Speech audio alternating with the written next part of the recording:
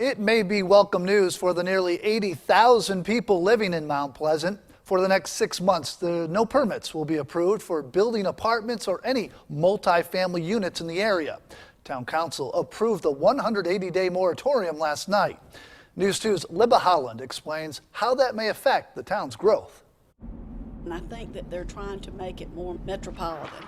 Mount Pleasant resident Jane Crowley has a few gripes about the town's growth. Not so much about the amount of people, but the way it's growing up. You come over the bridge, you used to see all the trees on the top of the landscape, but now you see apartment buildings. Councilman Joe Bustos proposed the moratorium. He, along with Will Haney, Jim Owens, and Bob Brimmer, voted to approve it.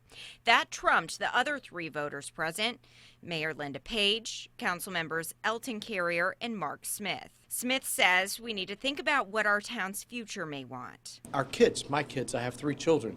Someday I hope that they're able to come back and buy into this wonderful community that they've been raised in. But they're going to have housing affordable options for them to do that. That includes rentals. That includes housing options that don't start at $400,000. Mount Pleasant leaders will continue to discuss the growth management plan, even with the 6-month hold. Crowley has a suggestion for them. And I think that it would be very important to take a poll to see how many of the actual apartment structures that we already have in Mount Pleasant are fully occupied before they build any more apartments.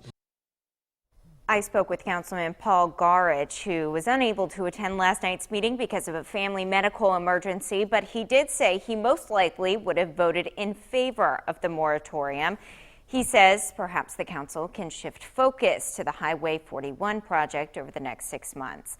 Libba Holland, News 2.